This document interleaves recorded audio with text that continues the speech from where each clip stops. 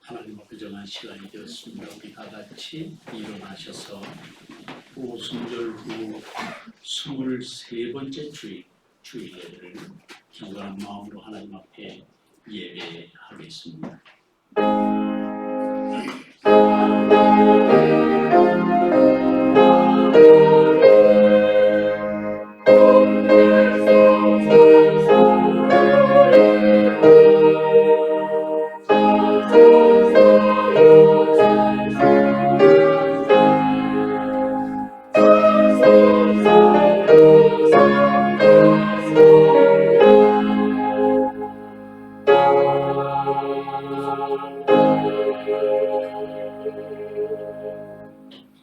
수고하고 무거운 짐진자들아 다 내게로 오라.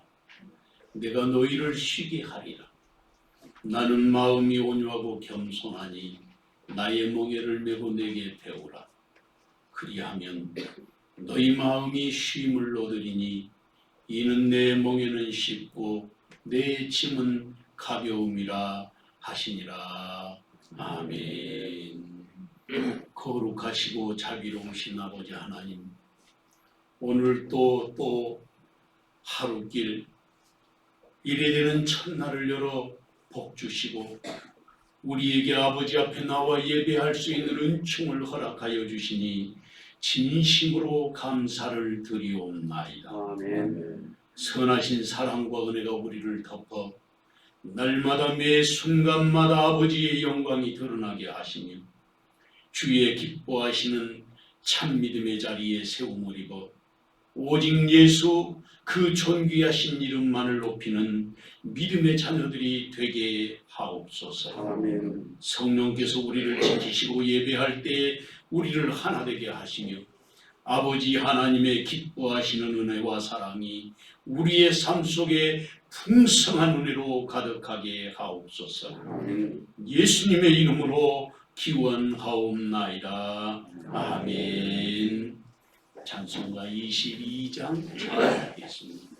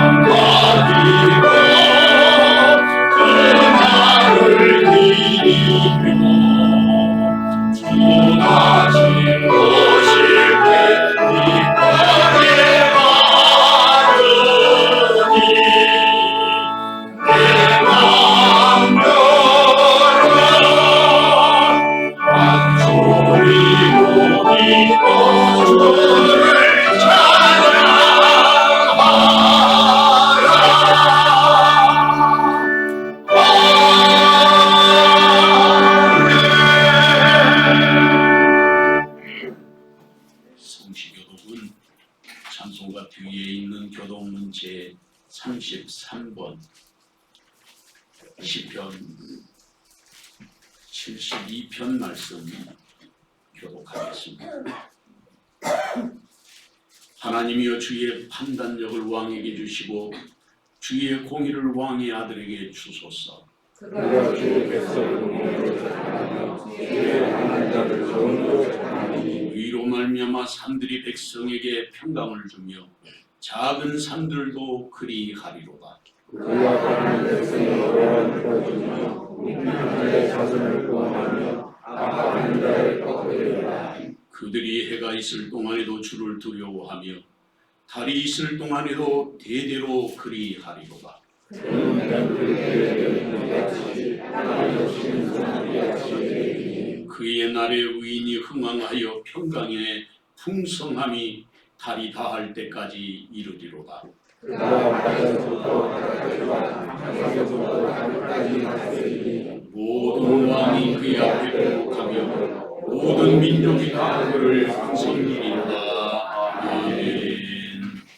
지난 이래 동안에 우리의 삶을 돌아보고 하나님 앞에 경비한 마음으로 자복하고 회개하는 참회의 시간을 갖겠습니다. 함께 동성으로 기도하겠습니다. 사랑하는 주님, 죄인된 우리를 불쌍히 여기시고 아버지의 사랑과 은혜가 그의 삶에 감사하게 주셨습니다. 그 앞에 올라가는 매 순간마다 하나님의 말씀만 순종하고 순종하고 진리를 선포하고 우리의 삶을 통해 아버지 하나님 앞에 신명하셔서 오늘의 위에 우리를 믿으려고 이제 하나님 주셨어요. 주님께서 우리에게 그 신사랑을 보여주시고 주시는 기회와 뜻을 가운데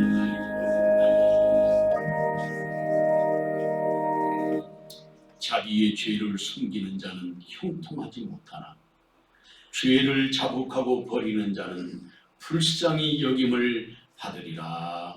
아멘. 나는 전능하신 아버지 하나님 천지의 창조주를 믿습니다. 나는 그의 유일하신 아들 우리 주 예수 그리스도를 믿습니다.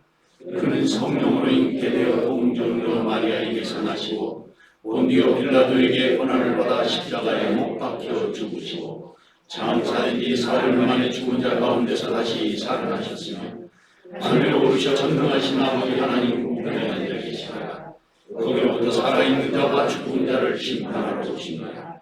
나는 성령을 믿으며 거룩한 공교회와 성령의 교제와 죄를 용서받는 것과 몸의 부활과 영생을 믿습니다. 아멘. 다 자리에 앉으셔서 찬송가 180장 찬송하겠습니다.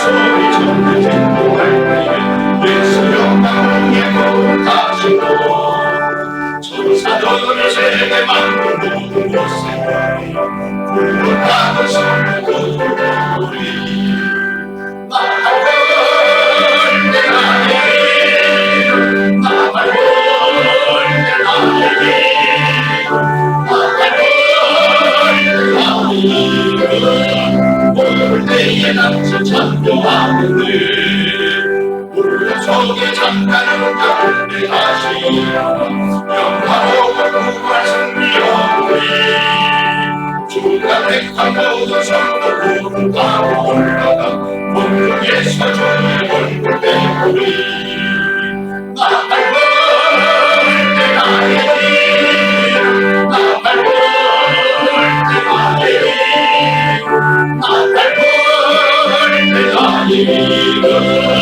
올 때에 남친 찬송하는데 주의 다시 오신 날을 우리 알 수 없으니 항상 기도하고 깨어 있어서 기쁨으로 보좌 앞에 우리 나가서 그때까지 참고 기다리는데 나팔 불 때 나에게 나팔 불 때 나에게 나팔 불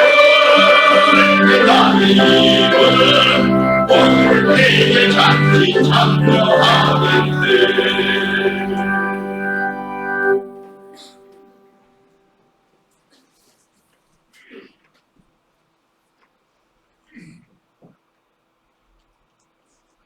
인간의 생사화복을 주관하시는 하나님 아버지, 오늘 거룩한 주일 허락하셔서 주님의 거룩한 전에 나와 예배드리게 하시니 감사합니다.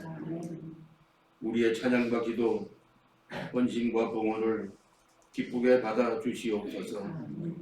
이 예배를 통하여 우리들의 믿음이 담대함을 얻게 하시고 주님의 생명이 가슴마다 넘치게 하옵소서.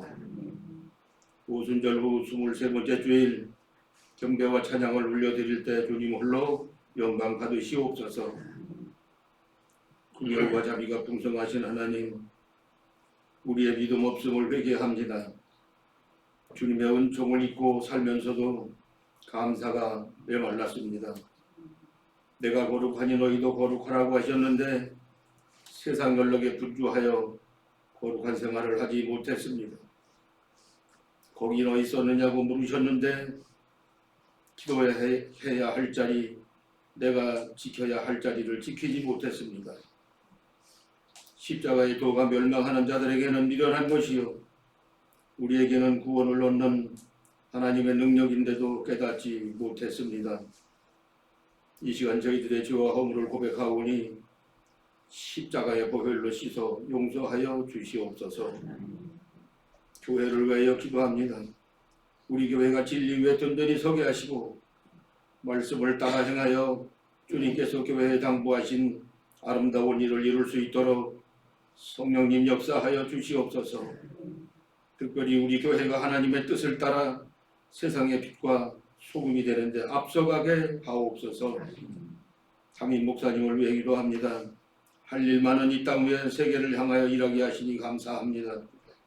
세상의 양떼들을 이끄시기에 부족함이 없게 하시고 영등포 노회를 이끌어 가실 때 하늘의 신령한 능력과 새 힘을 더하시고 공평과 정의로 모든 일을 감당하실 때 표적과 기사와 이적이 일어나게 하옵소서. 이 민족을 이끄시는 하나님, 이 나라와 민족을 긍휼히 여겨 주옵소서. 위정자들에게 하나님을 두려워하는 마음을 주옵소서. 세상 권력은 유한하지만 하나님이 통치하시는 이 민족은 영원한 것임을 아는 지혜를 주셔서 나라와 민족을 위하여 일할 때 정직한 영을 허락하옵소서. 분단된 이 민족을 하나된 대한민국으로 세워주셔서 세계 열방의 복음을 전하는 제사장 나라로 쓰임받게 하여 주시옵소서. 이 시간 말씀을 사모합니다.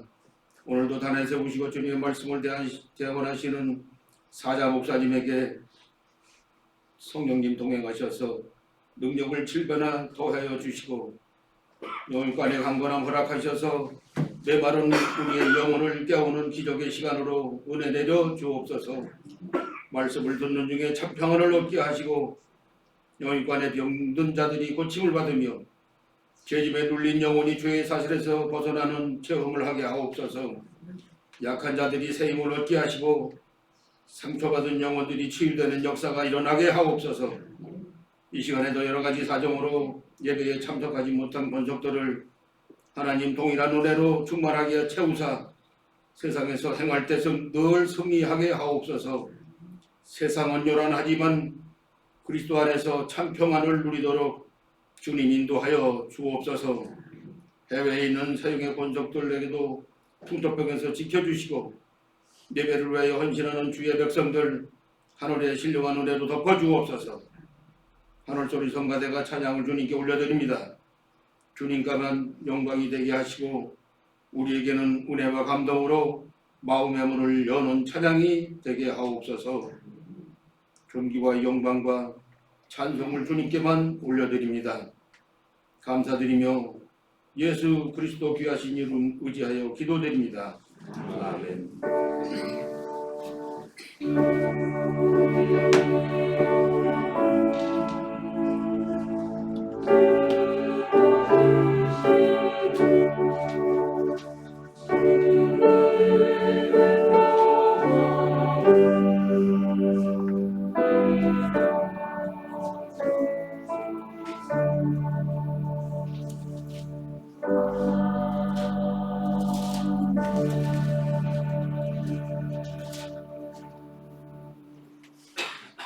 오늘 하나님께서 우리에게 주신 말씀은 데살로니가전서 4장 13절 말씀부터 18절 말씀까지 봉독해 드리겠습니다. 신약성경 331쪽 데살로니가전서 4장 13절에서 18절 말씀입니다. 형제들아, 자는 자들에 관하여는 너희가 알지 못함을 우리가 원하지 아니하노니 이는 소망 없는 다른 이와 같이 슬퍼하지 않게 하려 함이라. 우리가 예수께서 죽으셨다가 다시 살아나심을 믿을진대 이와 같이 예수 안에서 자는 자들도 하나님이 그와 함께 데리고 오시리라. 우리가 주의 말씀으로 너희에게 이것을 말하노니 주께서 강림하실 때까지 우리 살아남아 있는 자도 자는 자보다 결코 앞서지 못하리라.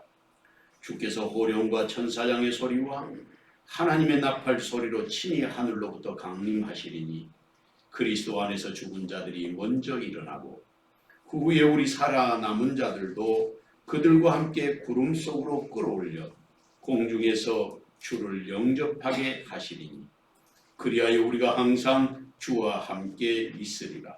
그러므로 이러한 말로 서로 위로하라. 아멘.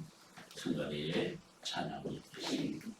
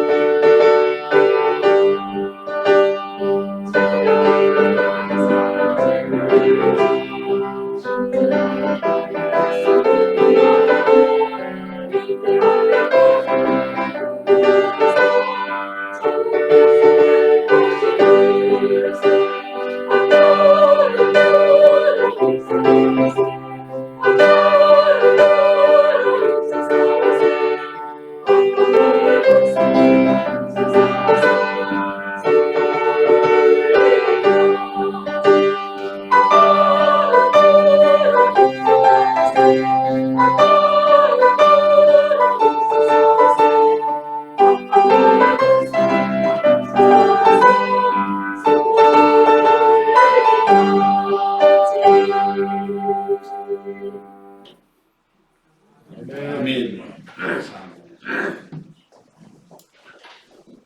본문의 말씀은 예수님이 다시 오실 때 어떤 일이 일어날 것인가 그것을 말씀하고 있습니다. 말씀을 읽을 때마다 데살로니가전서 오늘 본문 4장 말씀을 읽으면 정말 가슴이 뛰고 가슴이 설레고 그렇게 하나님의 말씀을 읽게 됩니다. 그런 의미에서 본문의 말씀은 굉장히 중요한 그리스도인에게 주는 메시지가 있는 그런 말씀입니다. 그래서 본문 마지막 18절 말씀을 보면 그렇게 말씀하고 있습니다. 그러므로 이러한 말로 서로 위로하라. 여기 이러한 말이라는 무엇입니까? 바로 주님이 이렇게 강림하실 것이다 하는 말로 위로하라는 것입니다. 주님 오실 것이다. 그러니까 이 말씀을 보면 위로하라 뒤에서 설명하겠지만 그게 명령하고 계신 거예요. 명령형으로 기록되어 있어요. 우리 그리스도인들에게 있어서 명령이라는 것은 해도 되고 또 안 해도 되는 것이 아니라 반드시 그렇게 해야만 하는 것이 바로 명령형으로 주어졌는데 이 말씀으로 위로하라는 것입니다. 그런데 성경이 분명히 그렇게 말씀하시고 있는데도 불구하고 우리가 미처 예상하지 못하는 그런 상황에 부딪힐지도 모릅니다. 그것은 믿음으로 우리가 미리 준비하지 못하고 살았다는 것을 증명하는 일이 될 것입니다. 준비하지 못하고 이런 일을 당했다는 것은 재난을 만났다는 말인데 이런 사태가 올 줄 알고 미리 대비하고 있었다면 그것은 재난이 아니라 축복이 될 것입니다. 마태복음 24장 3절 말씀을 보면 우리에게 이르소서 어느 때 이런 일이 있겠사오며 또 주의 임하심과 세상 끝에는 무슨 징조가 있사오니까. 그렇게 제자들이 질문하니까 예수님이 말세에 일어날 징조에 대해서 설명하셨습니다. 그것이 바로 오늘 본문에 말씀하시고 있는 지상 최대 사건 그리고 우주적인 새로운 창조의 역사와 그 질서가 벌어질 때 주님께서 바로 저와 여러분을 초청하시는 그런 말씀입니다.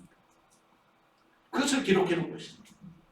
말씀을 생각하면서 주님이 주신 말 약속을 가슴에 새기고 날마다 주님 닮기를 소원하고 주님의 기쁨이 되는 그런 은총의 역사가 저와 여러분에게 함께 하시기를 주님의 이름으로 축원합니다. 첫째로 자는 자들에 대한 소망을 우리는 늘 가슴에 품고 살아야 하겠습니다. 본문 13절, 14절 말씀을 다 같이 한 목소리로 읽어보겠습니다. 형제들아 자는 자들에 관하여는 너희가 알지 못함을 우리가 원하지 아니하노니 이는 소망 없는 다른 이와 같이 슬퍼하지 않게 하려 함이라. 우리가 예수께서 죽으셨다가 다시 살아나심을 믿을진대 이와 같이 예수 안에서 자는 자들도 하나님이 그와 함께 데리고 오시리라. 아멘. 바울 사도는 자는 자들에 대하여 말했다 그렇게 말씀하고 있는데 여기서 자는 자들이라는 말은 흔히 우리가 아는 죽은 사람에 대한 이야기입니다. 죽은 성도들에 대한 이야기. 본문의 말씀에서 우리가 알고 있는 자는 자, 다시 말하면 죽은 자에 대한 표현이 우리가 사용하는 말과 다르다는 사실을 알 수 있습니다. 죽었다고 말하지 않고 잠자고 있다고 말하고 있기 때문입니다. 특별히 오늘 본문의 말씀은 우리 성경에 나타나 있지 않지만 이 말씀은 동사로서 계속해서 잠을 자고 있다 그런 의미를 가지고 있어요. 그러니까 이 성도들이 지금도 계속해서 자고 있다는 거예요. 언제까지 잠들어 있느냐? 오늘 본문에 하나님의 주님의 호령과 천사들의 소리와 그리고 나팔 소리와 함께 그들이 일어날 때까지 그들이 자고 있다는 거예요. 잠들어 있는 사람들에 대해서 말하기를 자는 자들에 대하여 관하여 너희가 알지 못함을 우리가 원하지 아니하노니라고 말씀하시는데 이 말씀을 보면 부정을 다시 또 부정하잖아요. 그러니까 강력한 긍정을 여기서 나타내고 있는 것입니다. 그러니까 이 말씀을 다시 해석하면 우리가 반드시 알아야 될 것이 있는데 죽은 자들에 대해서 반드시 우리가 알아야 한다. 이것을 말씀하고 있습니다. 여기에 강조하고 있는 첫 번째 말씀은 잠자는 자들에 대하여 무지하면 안 된다는 거예요. 단순하게 죽은 것이 아니라 잠자고 있는데 그것을 알지 못하면 안 된다고 말하고 있는데 이것을 다시 정리하면 죽은 자가 아니라 잠자는 자들에 대하여 분명하게 알고 있어야 된다고 설명할 수 있습니다. 그 다음에 둘째로는 자는 자들에 대한 말씀을 우리에게 가지게 하시는데 그것은 우리에게 소망을 가지게 하기 위해서라는 것입니다. 소망이라는 말을 엘피스라고 합니다.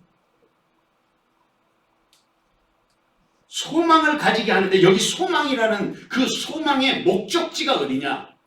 영원한 하나님의 나라에 대한 소망을 가지라는 것입니다.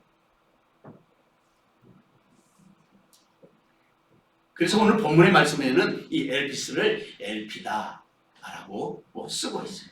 1인칭.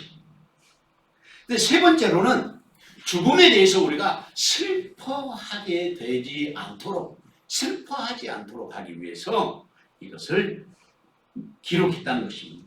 여기서 슬픔이라는 것은 육신적인 아쉬움과 이별에 대한 슬픔을 말하는 것이 아니겠습니까? 그런데 슬퍼하지 않게 하기 위함이다. 그렇게 말합니다.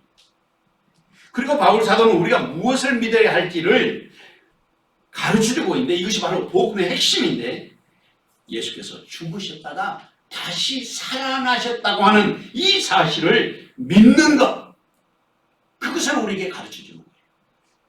그래서 예수님께서 죽으셨다가 다시 살아나셨다고 하는 이 사실을 우리가 알게 되었는데 그것이 인간의 경험이나 인간의 지식으로는 사실은 이해할 수 없는 영역의 이야기예요. 죽은 자가 살았다 하는 것을 말입니다.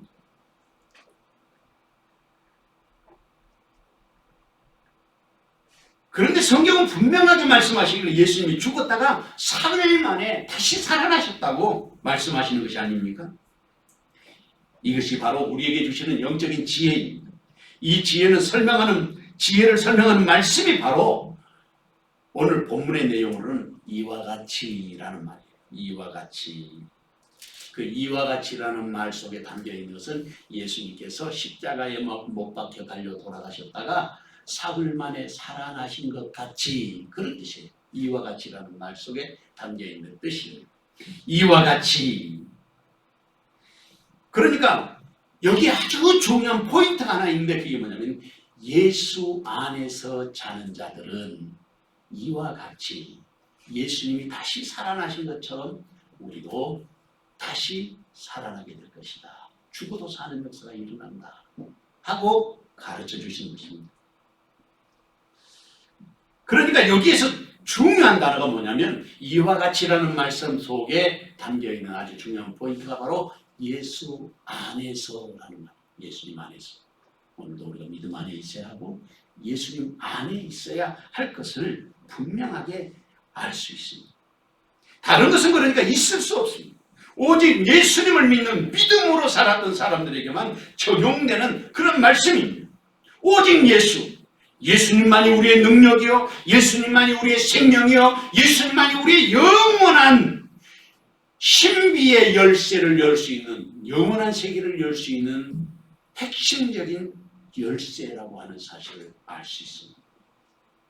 로마서 8장 11절 말씀에 보면 예수를 죽은 자 가운데서 살리신 이의 영이 너희 안에 거하시면, 그리고 우리 안에 예수님을 살리신 그분이 바로 성령이신데 성령이 우리 안에 계시면 그리스도 예수를 죽은 자 가운데서 살리신 이가 너희 안에 거하시는 그 영으로 말미암아 너희 죽을 몸도 살리시리라.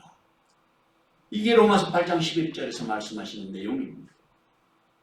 사랑하는 성도 여러분, 주님은 우리에게 자는 자들에 대하여 소망을 가진 사람이라고 말씀하십니다. 소망을 가진 사람이 되라고 말씀하고 계십니다. 그것은 믿음의 사람이 되라는 말씀과 같은 말입니다. 누가 잠자는 자들에 대한 지혜를 가진 사람입니까? 누가 슬픔이 없는 영원한 소망으로 살아가는 참믿음의 사람이 되어야 하겠습니다. 그 자리에 주님은 지금 저와 여러분을 부르고 계시는 것입니다. 이 귀한 종이 시간 저와 여러분에게 함께 하시기를 주님의 이름으로 축원합니다. 둘째로 자는 자가 주에 강림하실 때 우리보다도 먼저 앞서게 되실 것을 알고 있어야 하겠습니다. 보면 15절 말씀을 보고 다 같이 한 목소리로 읽어보겠습니다. 우리가 주의 말씀으로 너희에게 이것을 말하노니 주께서 강림하실 때까지 우리 살아남아 있는 자도 자는 자보다 결코 앞서지 못하리라. 아멘. 우리 살아남아 있는 자들도 결코 앞서지 못할 것이라고 말하고 있습니다. 바울 사도가 지금 예수님의 강림하실 때를 말씀하고 있는데, 중요한 사실은 이 말씀을 주님의 말씀으로 말하고 있다는 것입니다. 다시 말하면 이것이 예수님께서 하신 말씀을 바울 사도가 강조하고 있다. 우리는 그렇게 이해할 수 있습니다. 그러니까 이것은 확실한 일이 될 것이라고 말하는 것이 아니겠습니까? 예수님이 다시 오실 때까지 우리 살아남아 있는 자도 자는 자보다 결코 앞서지 못할 것이다. 이게 뭘 말하는 것입니까? 이것은 바울 사도가 이 말씀을 현재적 사건으로 이해한 것입니다. 자신이 살아있는 동안에 예수님이 다시 오실 것이라고 바울 사도가 확신하고 있었습니다. 그런데 여기에서 3,000층의 세계를 경험한 바울 사도도 이해하지 못한 것 한 가지를 지적하지 않을 수 없습니다. 그것은 바울 사도가 예수님의 재림에 대한 시간적 개념을 바르게 이해하지는 못했다 하는 것을 알 수 있습니다. 왜냐하면 바울 사도가 순교한 이후에 2000년의 세월이 흐르고 그리고 오늘에 이르렀음에도 불구하고 아직도 예수님의 강림이 이루어지지 않은 것입니다. 그렇다면 바울 사도가 말한 것이 틀린 것입니까? 그렇지 않습니다. 다만 바울 사도가 이해한 하나님의 시간을 바울 사도의 한계 안에서 설명했을 뿐입니다. 이것이 하나님의 말씀의 성경의 신비로움이 아니겠습니까? 인간의 지성이나 인간의 이성을 넘어서 하나님의 계산법으로 작동하는 영원한 세계를 바울 사도가 완전하게 이해할 수 없었던 것이, 그것이 정상이라고 할 수 있을 것입니다. 구원의 역사는 역시 하나님의 계시와 하나님의 섭리 속에 감추어진 비밀이라는 사실을 누가 부정할 수 있겠습니까? 그러나 우리가 살아가는 이 시대의 상황 속에서 끊임없이 말씀은 현실로 다가오고 그 말씀이 완성되어져 가는 시대를 우리가 살고 있다는 것을 알 수 있습니다. 그것을 성경이 증거하고 있어요. 몇 군데 성경을 찾아보면 이사야 43장 5절에서 7절 말씀을 보면 그렇게 말하고 있습니다. 두려워하지 말라, 내가 너와 함께하여 내 자손을 동쪽으로에서부터 오게 하며 서쪽에서부터 너를 모을 것이며 내가 북쪽에게 이르기를 내놓으라, 남쪽에게 이르기를 가두어두지 말라. 내 아들들을 먼 곳에서 이끌며 내 딸들을 땅 끝에서 오게 하며 내 이름으로 불려지는 모든 자 곧 내가 내 영광을 위해 창조한 자를 오게 하라. 그를 내가 지었고 그를 내가 만들었느니라. 이 말씀을 보면 이스라엘 백성들이 흩어져 있어야만 가능한 것 아니겠습니까? 땅 끝에 살고 있어야 돼요. 북쪽에도 살고 남방에도 살고 동쪽에도 살고 땅 끝에 흩어져 있어야만 땅 끝에서 부를 것 아니겠습니까? 그런데 지난 2000년 동안 유대인들은 그렇게 땅 끝까지 흩어져 살게 되었습니다. 이 말씀이 우리가 살고 있는 이 시대에 이루어질 말씀이라고 계시를 받은 그런 사람들이 열심히 기도하면서 30년 동안 그 기도를 쉬지 않았다고 합니다.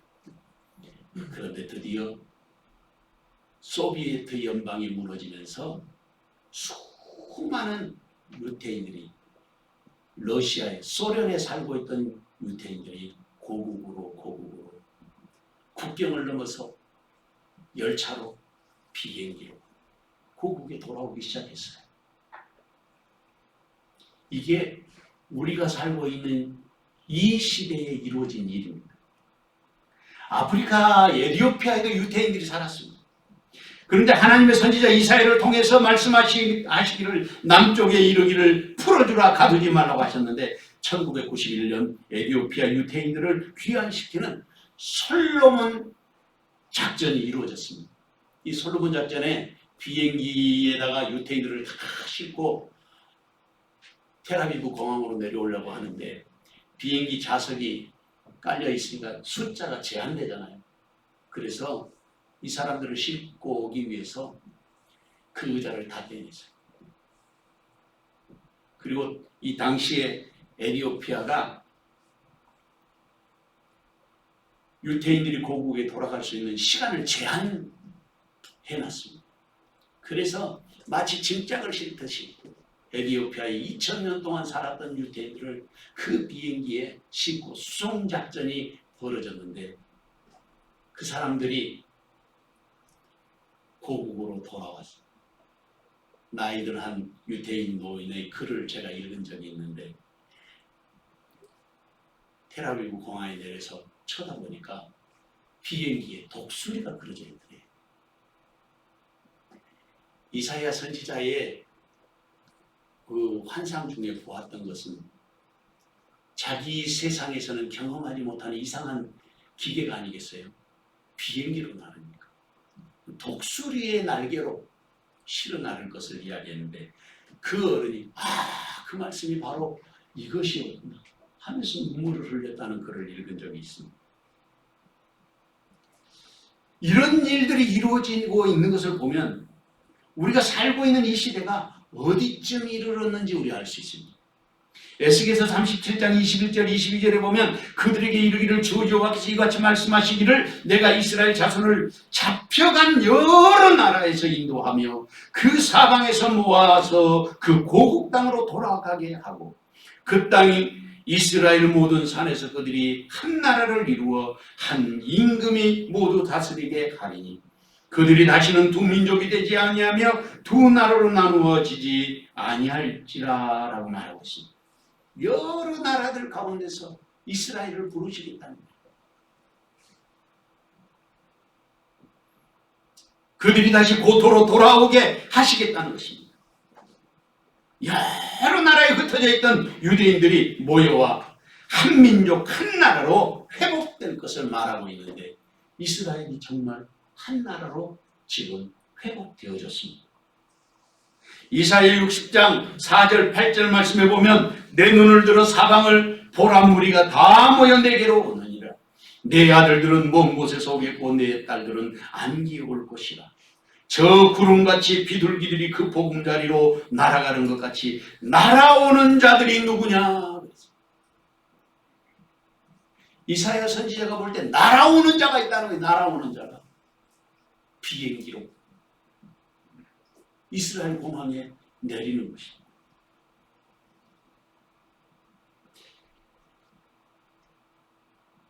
더 중요한 예언이 있습니다. 그것은 이스라엘 민족들이 예루살렘을 다시 회복할 것이라는 것입니다. 누가복음 21장 24절 말씀을 보면 그들이 칼날에 죽임을 당하며 모든 이방에 사로잡혀 가겠고 예루살렘은 이방인의 때가 차기까지 이방인들에게 밟히리라.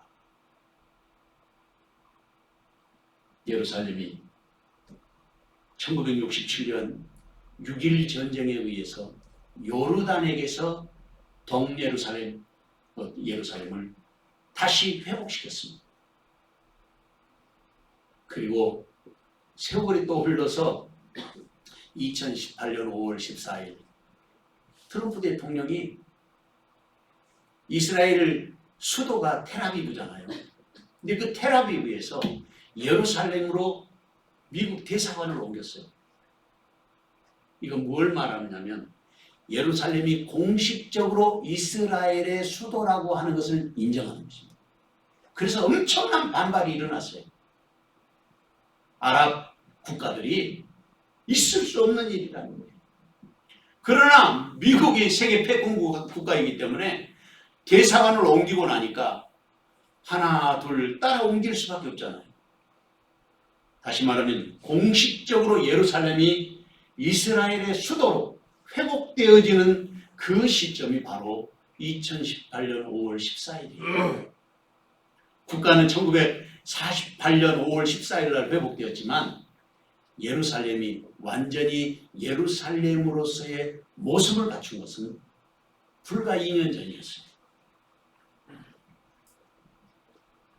그런데 마태복음 24장 28절을 보면 뭐라고 말씀하시느냐면 아주 중요한 말씀하고 있습니다.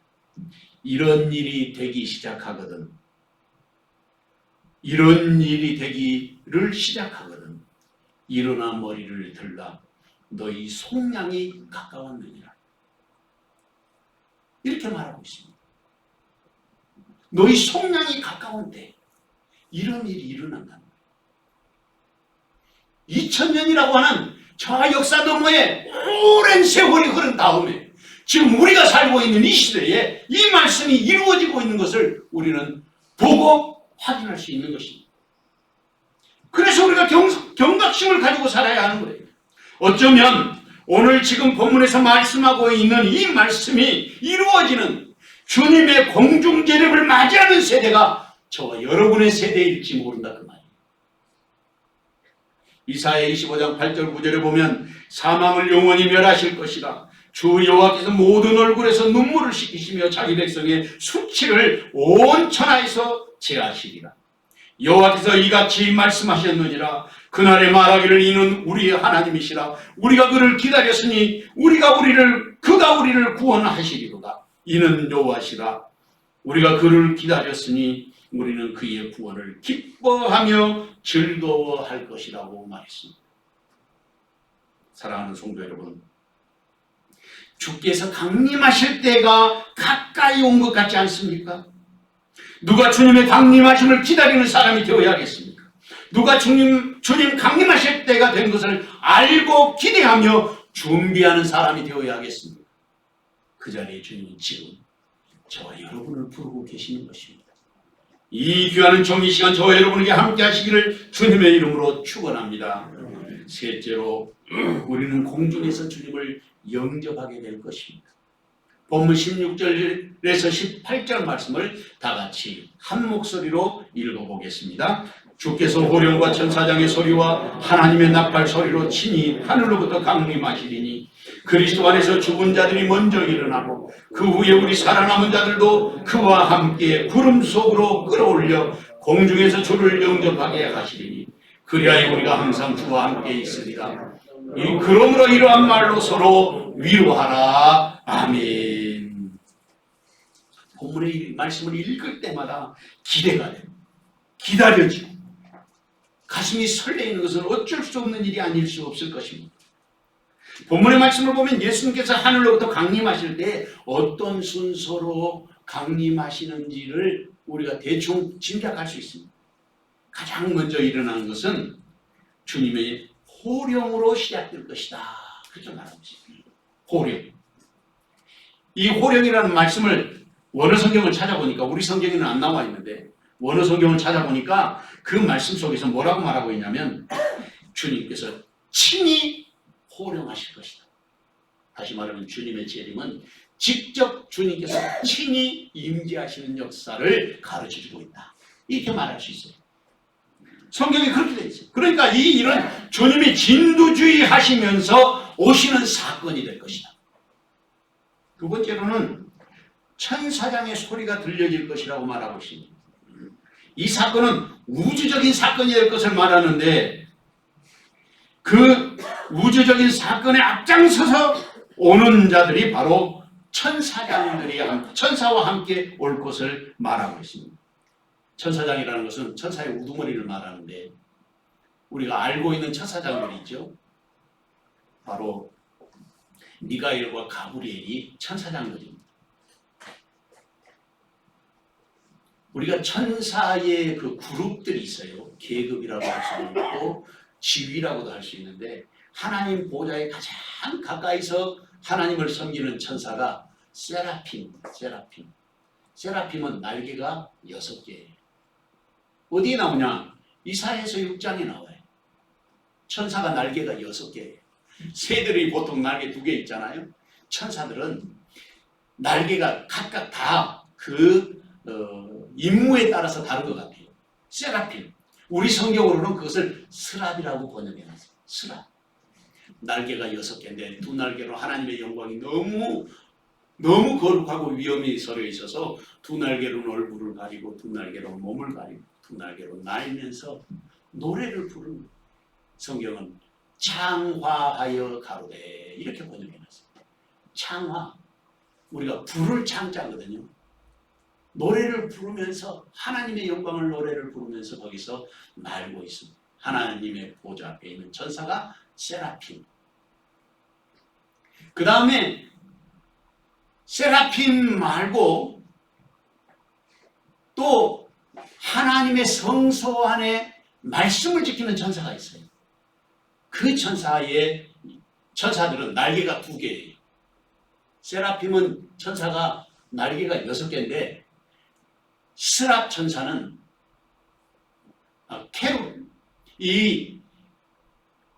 케루빔의 천사는 날개가 2개예요. 우리 번역으로는 그룹이라고 번역해놨어요. 우리 성경에는 그룹이 날개를 2개로 법궤 위에서 말씀을 이렇게 양쪽에서 덮고 있는 그 천사가 바로 케루빔입니다. 그 다음에 지금 오늘 본문에서 제가 말씀드렸던 것처럼 천사장 미가엘과 가브리엘, 이분들이 천사장들이에요. 그런데 이 천사장들이 함께 오게 된다는 것입니다. 그 다음에 세 번째 현상이 일어나는데 그게 하나님의 나팔 소리로 하늘로부터 강림하게 되실 것이다. 하나님의 나팔 소리. 우리가 출애굽기를 보면 하나님이 임재하실 때에 엄청난 그 하늘 천군 천사들의 찬양과 그 거룩하심이 드러나지 않습니까? 그런 것처럼 나팔 소리는 몇 가지 의미가 있는데 평화시대에는 목자가 양을 부를 때 쓰는 것이고 전쟁 때는 전쟁에 그 군대의 신호를 보내는 데 사용했습니다. 성경에서 이렇게 나팔이 사용되는 것은 바로 그런 의미를 갖고 있는데 이렇게 주님의 강림의 신호가 있게 되면 지상에서도 놀라운 변화가 일어납니다. 오늘 본문에서는 아주 단순하게 시작되고 기록되어 있지만 그것은 하나님의 새로운 은총의 시작이고 새 창조의 시작이 이루어지는 것을 말합니다. 이후에도 이전에도 없었던 그런 우주적 사건이 일어나는데 그게 뭐냐? 첫째로 죽은 자들이 먼저 살아난다. 여러분 티끌로 돌아간 자들이 생명으로 살아난다. 이런 기적과 이런 신비가 어디 있겠습니까? 흙으로 돌아가고 진토로 돌아간 자들이 다 살아나는 거예요. 그 사람들이 어떤 사람이냐면 바로 예수 안에 있는 자들이에요. 그런데 더 놀라운 것은 우리가 그들을 보게 될 것입니다. 우리 눈으로. 두 번째로는 우리 살아남은 자들도 부활한 믿음의 선진들과 함께 구름으로 끌어올려진다고 했습니다. 여러분 이게 구름으로 끌어올려진다는 말이 믿어지십니까? 언젠가도 제가 한번 말씀드린 적이 있는데 제가 장신대에 들어와 가지고 신학교 와서 교수님이 그 이야기를 하더라고요. 이게 사도행전에 시작하면서 나오잖아. 예수님 구름 위로 올라가시는 장면을 보면서 그 교수님이 뭐라고 말했냐면 이름을 밝히면 안 되니까 그 교수님이 정말로 21세기에 20세기에 구름 위로 우리가 그렇게 들려서 올라갈 것으로 믿느냐고.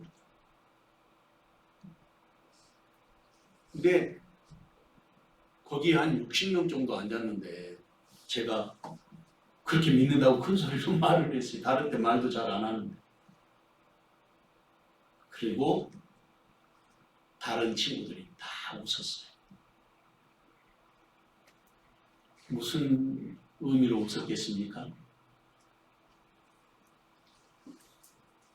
살아서 우리가 구름 위로 들림받는다는 것은 오늘날 배운 사람이라면 지식인이라면 그것은 믿을 수 없고 있을 수 없는 일이기 때문에 웃었을 것이라고 저는 확신해요. 그런데 저는 지금도 그렇게 믿습니다. 그때도 믿었고 지금도 믿고 성경이 그렇게 말씀하고 있어요.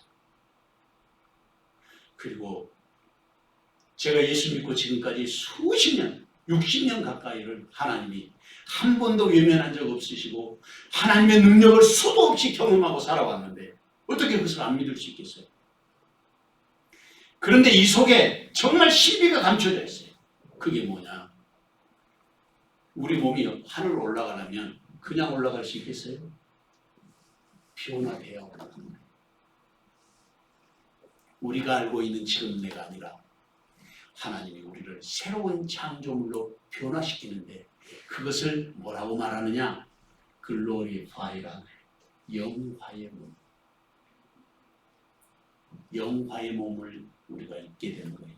그 순간 주님의 호령과 천사장의 소리와 나팔 소리가 울려 퍼지는 그 순간 죽은 자들이 살아나고 우리가 호련히 변화돼서 공중으로 들림받아 주님을 만나게 될 것입니다.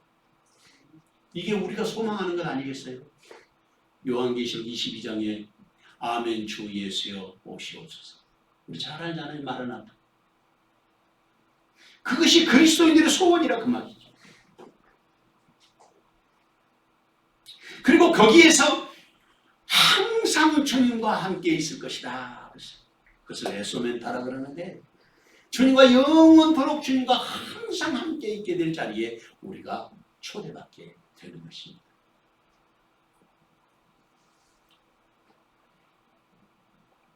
그래서 본문 말씀에 18절이 중요해요. 앞의 내용을 전체를 요약한 말씀이에요. 그러므로 이러한 말로 서로 위로하라. 그러므로 우리가 그렇게 변화되고 그렇게 하나님의 은총을 입게 되고 주님의 부르심을 입어서 구름 위로 우리가 부르심을 입어 하늘의 잔치에 참여하게 될 것인데 그 말로 위로하라는 그 말로. 근데 여기에 위로하라 명령을 해요. 처음 시작할 때 제가 말씀드렸죠. 해도 되고 하지 않아도 되는 것이 아니라 이렇게 될 것이라고 성도들이 가르치죠. 서로에게 위로가 되는 그런 믿음의 본면의 삶을 살아가는 것입니다. 코로나19 바이러스 전 세계 215개 나라에 퍼졌습니다. 국내 확진자 수는 11월 7일 현재로 27,284명. 현재 사망자 수는 11월 7일 현재 사망자 수는 477명입니다. 이게 지금 현재 우리나라 정부에 보고된 내용이에요. 그리고 전 세계 확진 환자 수는 실시간으로 국제적인 통계 사이트인 월드 오미터라고 하는 곳에 기록됐는데 4,966만 9,172명이 보고됐습니다.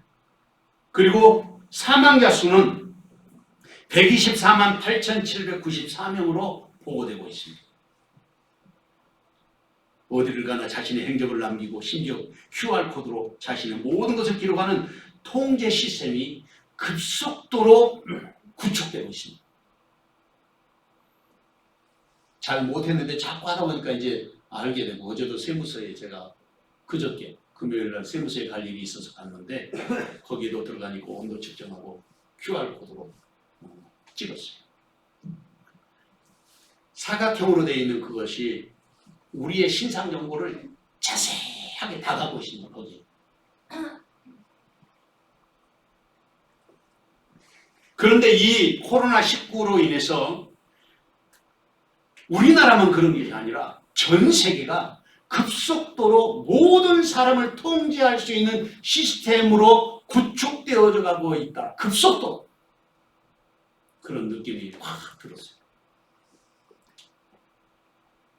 그런 목사님들이 생각할 때 1984 조지 오웰의 그 소설이죠. 미래 소설. 거기에 나오는 것을 보면 인간은 고도의 정보사회 속에서 살아가는 불가피하게 그 사람들이 감시를 받으며 살아갈 수밖에 없는 시대가 온다고 했습니다. 도처에 CC카메라가 설치되어 있습니다. 우리 교회 안에도 있지만 이 문 앞에만 나가도 CC카메라가 벽산 입구도 있고 이 코너도 있고 또 돌아가면 저기 밖에도 있고. 제 친구가 고위공직자인데 자기 그 사무실에 저를 불렀어요. 찾아갔더니 거기에 자기 지역의 전체를 커버하는 골목을 다 커버하는 카메라로 전부 CC 카메라를 설치해서 TV로 전체를 볼 수가 있어요. 경찰들이 두 사람이 상주에 있습니다.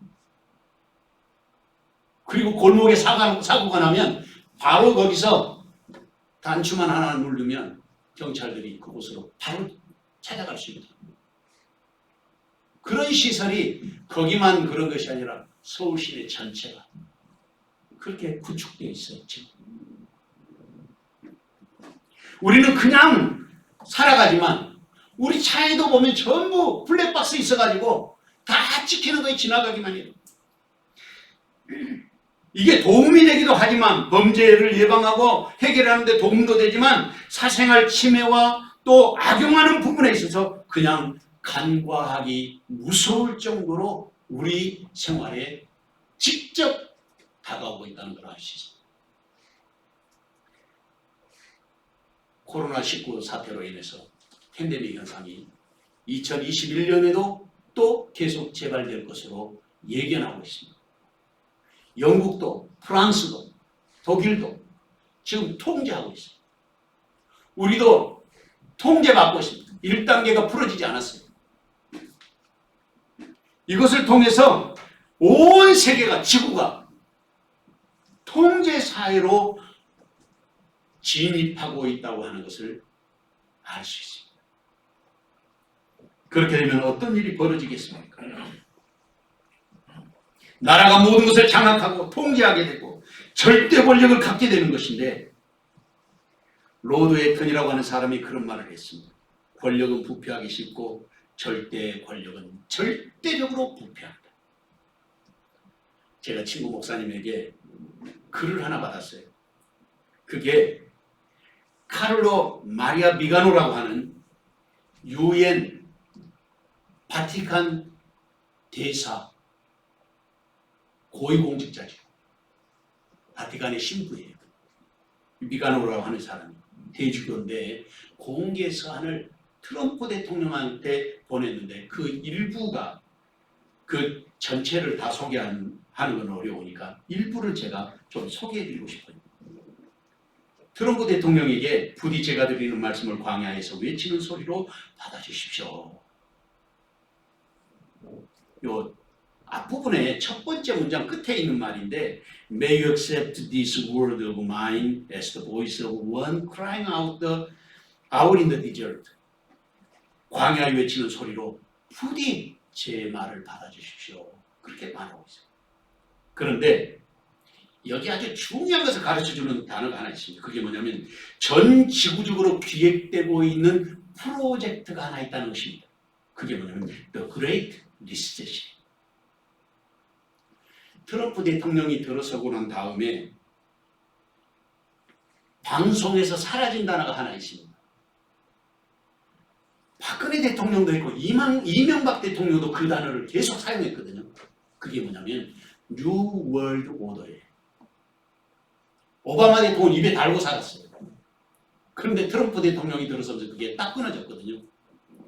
아마 이번에 바이든이 취임하게 되면 다시 그 단어가 오르게 될 것입니다. Great Reset. 여기에서 지금 하고 있는 이 신부님이 이 대주교가 말하는 것 가운데 그들의 목적에 대한 것을 이야기하고 있는데 그게 우리나라에도 너무 지금 구체적으로 실현되고 있는 사업인데 첫째로 보편적인 기본소득 실현이에요. 유니버설 인컴, 보편적인 기본소득을 다 갖게 해주겠다는 거예요. 두 번째로는 개인 부채 탕감이라고 하는 그런 매력적인 약속을 내세워서 자유를 파괴할 위력을 갖춘 보건 독재 기구를 수립하려고 한다는 것입니다. 그리고 IMF를 통해서 국제통화기금의 승인을 받아서 가격 경쟁을 통해 가지고 제약회사가 결탁하고 이제 빌 게이츠가 그 일을 하고 있는데 사회재산 철폐 그리고 코비드-19, 코비드-21 백신 접종을 프로그램으로 이양하게 되면서 더 그레이트 리셋이 실행되려고 하고 있다. 이 대주교가 하는 말이에요. 누구에게 보낸 것이냐? 트럼프 대통령에게. 그래서 이 그레이트 리셋을 추진하면서 백신을 마치고 그리고 그 배후에서 어마어마한 이권을 챙기게 될 것이라는 것입니다. 경제적인 이익을 얻는 세력이 백신 강제 접종을 표시한 보건 여권 그리고 디지털 신분증 이런 것을 소지하고 다니도록 요구하게 될 것이다. 그랬습니다. 그리고 만약에 그런 신분증을 소지하지 않으면 가택연금을 시킨다든지 구금을 시키는 일이 오게 될 것이라고 말하고 있습니다. 여기에 가장 핵심적인 중보자를 이분이 지적하고 있는데 그 사람의 이름이 누구냐면 호르헤 마리오 베르고글리오라고 하는 사람입니다. 이름이 복잡하죠. 더 쉽게 가르쳐 줄 수 있어요.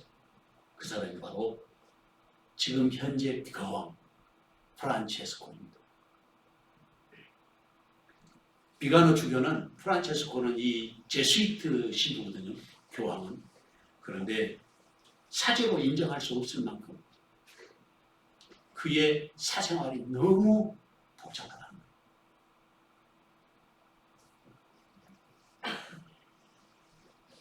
그런 것을 보고 우리가 주님 오실 때가 너무 가까웠다는 사실을 깨닫고 다 주님 앞에 가까이 나갈 수 있는 그런 믿음의 준비를 우리가 해야 하지 않겠습니까?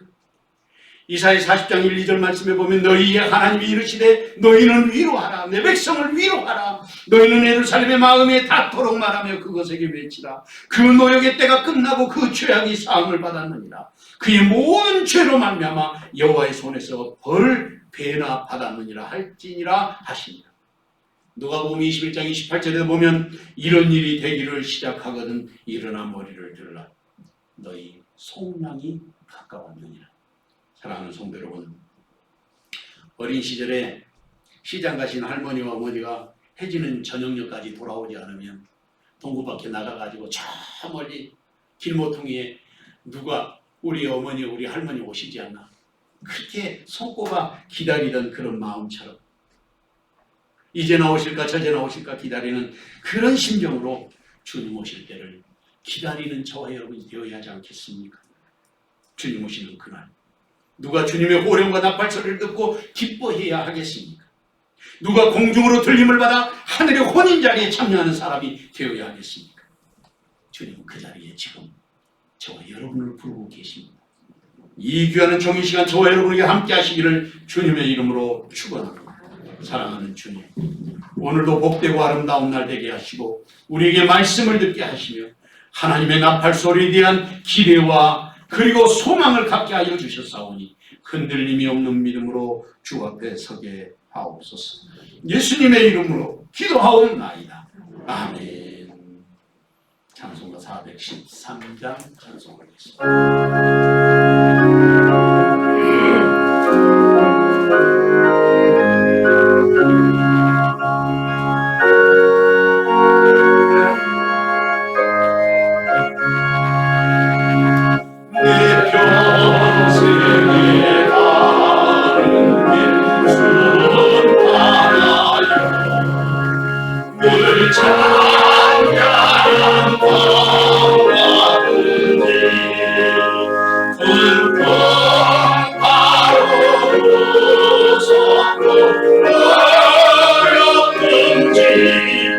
나의 영혼은 늘 변하라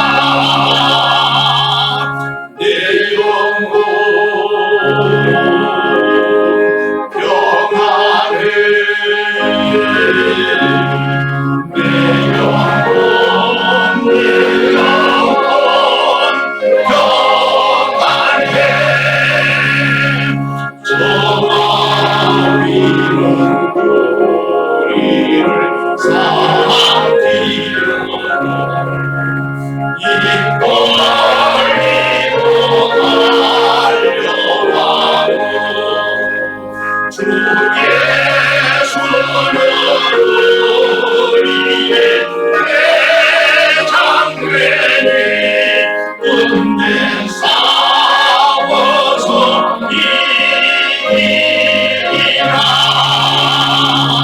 내 영혼 평안해. 내 영혼 평안해. 내 지은 죄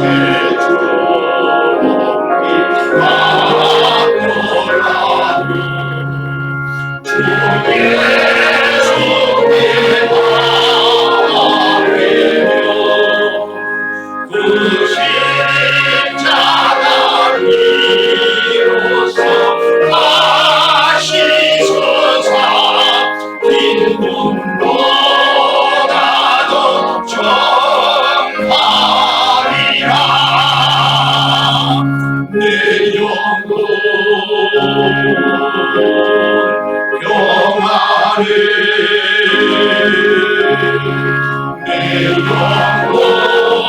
내 영혼 평안해. 저 공중의 무릎이 일어나며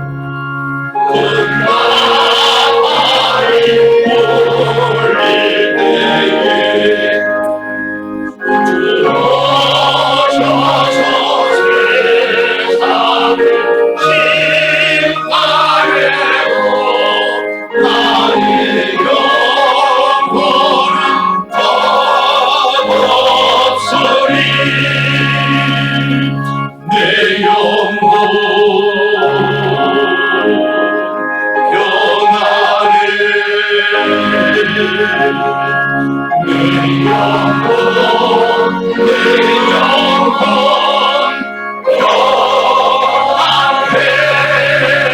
평안해. 사랑하는 주님, 주의 주신 은혜와 사랑을 감사합니다. 말씀에 기록된 대로 우리가 말씀을 믿고 말씀대로 이루어지는 주님의 그 능력에 우리의 삶을 두고자 하여 오늘도 주의 성소에 나와 예배하며 결단하였사오니 오직 주님의 능력의 손으로 우리를 어루만져 주시고 주의 사랑으로 주님 우리를 품어주시옵소서. 주신 은혜에 감사하며 귀한 예물을 아버지 앞에 드렸사오니 하늘로부터 두 손 들어 강복하여 주시고 아버지 하나님의 뜻에만 순종하며 주의 기쁨 되기에 부족함이 없도록 주님께서 은혜와 사랑을 더하여 주시옵소서. 귀한 예물을 주님 앞에 드렸습니다. 10의 하나와 감사의 예물과 성경금과 건축헌금, 주일원금과 또한 주님 앞에 드려지는 모든 낙헌 예물들을 두 손 들어 축복하오니 하늘로부터 강복하여 주시고 땅에 사는 동안 우리의 가슴 속에 주님을 향한 뜨거운 사랑과 열정이 식어지지 않도록 은혜 위에 은혜를 더하여 주시옵소서. 또한 우리의 자녀들을 축복하오니 주님 지혜롭고 총명하게 하여 주시고 여호와를 경외하는 것이 지혜의 근본이요 명철임을 깨달아 이 땅에 사는 동안 아버지를 영화롭게 하는 신실한 믿음의 자녀들 되게 하옵소서. 주신 은혜를 감사하옵고 예수 그리스도의 이름으로 기도하옵나이다. 아멘. 교회 소식 전해드리겠습니다. 지난 한 주간 동안 우리 특별 새벽 기도에 은혜 중에 잘 마쳤습니다. 또 교회에 못 오셨어도 마음속에 기도하는 마음으로 또 함께 참여하신 모든 분들에게 감사를 드립니다. 다음 주가 이제 11월 세 번째 주일인데 이제 추수감사 주일로 드리게 됩니다. 해년마다 우리가 해왔는데 감사절에 감사헌금을 어떻게 드리냐? 감사헌금을 드릴 때는 하나님이 받으실 수 있게 우리 마음에 무게가 담기도록 이렇게 드려야 됩니다. 언젠가 한번 말씀드렸잖아요. 여기 가까운 곳에 한빛 선교회라고 있습니다. 한국 레퍼시 연합회, 운동보험자들 그 연합회, 아마 거기 소속인 것 같은 사람인데 그 사람이 우리 교회 오셨어요. 그래서 제가 1,000원짜리를 드렸더니 안 받아요. 얼마 10,000원 이상 줘야.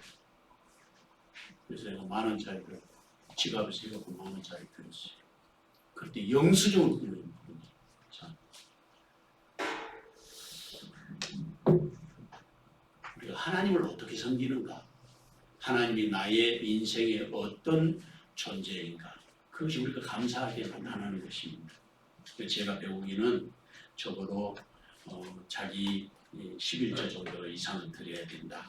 제가 늘 그렇게 말씀드려 왔는데 우리 성도들도 하나님 앞에 내가 어떤 은혜로 내가 어떻게 감사하며 살아야 할까 생각하면서 그렇게 준비하시면 더 큰 은혜가 될 줄로 믿습니다. 하나님이 반드시 우리를 복 주시고 또 복 주실 것입니다. 그리고 그 민도로 섬에다가 지난번에 우리 선교부에 이야기해서 우리 마스크를 이렇게 실제로 제작을 해가지고 지금 배로 가고 있습니다. 우리 교회가 50만 원 지원해, 또 동해교회가 100만 원어치 해가지고 지금 민도로 섬에 가게 되는 사진 찍어 보내라 그랬는데 어떻게 될지 모르겠습니다. 어쨌든 잘 전달될 것으로 믿습니다. 여러분들을 위해서 기도해 주시면 고맙겠습니다. 그리고 이제 선교사님한테 제가 물어보니까 민도로 섬에 지금 우리가 그 건축하고 있는 교회 있잖아요. 그 교회들이 문달반 교회하고 앞나이 교회가 이제 아마 교회는 다 지어졌다고 합니다. 그런데 코로나 때문에 사모님도 목사님도 다 지금 한국에 나와 계셔요. 어려움을 당한 선교사님들도 계신데 여러분들이 위해서 기도해 주시고 또 우리 힐미션에서는 그 아브라데일로에 들어가면 그 학교가 있어요. 센트럴 스쿨이라고 해가지고 초등학교, 중학교, 고등학교 이렇게 있는 거기에 지금 교목실하고 그 원주민 아이들 걔네들이 그 집으로 비가 많이 오면 못 가요. 그 집들이 너무 정말 후졌고 그리고 그 홍수가 나면 아주 위험하기 때문에 아이들을 학교에서 그냥 재우고 옛날에는 우리 선교센터에다가 재웠거든요. 그런데 그거를 못하게 해가지고 아이들 밥 주려면 거기에 그 위생사도 하나 있어야 되고 그러니까 간호사 한 분 있어야 되고 그 다음에 그 식사하려면 조리사나 그런 자격증 있는 사람 두어야 되고 그 다음에 세 번째로는 거기 아이들이 있어야 되니까 그것을 겸비할 수 있는 시크릿에 한 명 있어야 된다. 그렇게 하면 돈이 엄청나게 들어가거든요. 그리고 결국 폐쇄하라는 뜻이에요.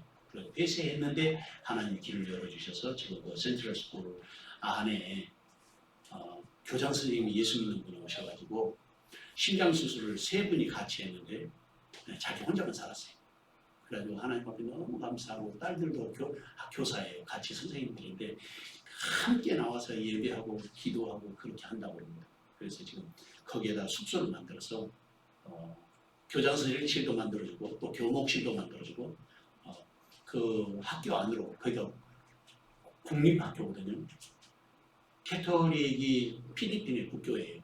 바로 학교 옆에 캐톨릭 성당이 있는데 신부가 뿔이 났어요. 왜냐하면 목사를 불러다가 거기에 교목실을 만들어 놓으니까 허락도 안 받고 했다고 난리인데 거기에 그래도 그 목사님하고 또 교육청하고 그리고 주지사하고 연결이 잘 돼서 귀한 일들을 지금 이루고 있습니다. 학교가 지어지다가 좀 말았어요. 그 교실 같은 건데 한 6천만 원 정도 들었습니다. 그래서 지금 돈은 다 보내놨고 건축 중이 지금 중지가 됐어요. 이 코로나 사태 때문에. 그러니까 생각날 때마다 기도해 주시고 제가 이제 노회장이 됐는데 제가 가만히 생각해 보니까 우리 성도들 꼭 그 아침에 일어날 때 내년 10월 마지막 주까지가 제 임기인데 잘 감당할 수 있도록 우리 성도들이 한마디씩만 기도해 주시면 제가 은혜 중에 잘 마칠 수 있게 될 것이라 생각됩니다. 그리고 이게 성경 공부하도록 이제 계속해서 내보내야 되는데 꼭 보시고 집에서 심심할 때 하는 것이 아니라 시간 내서 말씀을 공부하고 그래야 우리가 마음속에 잘 전구가 될 수 있을 것이라 생각합니다. 우리 기도하겠습니다. 이제는 교회 머리 되신 우리 주님 예수 그리스도의 은혜와 아버지 하나님의 극진하신 사랑과 성령의 감동 감화 위로 교통하심과 그 복 주시는 은혜의 역사가 오늘도 새롭게 결단하며 주님 오실 그날을 기대하고 고대하는 여기 모인 모든 주님의 자녀들 머리 위에와 저들의 가정과 일터와 사랑하는 자녀손들 머리 위에 또한 주께서 복 주시기로 약속하신 사랑하는 세영재단 위에 지금부터 영원토록 함께 계시옵기를 간절히 축원하옵나이다. 아멘.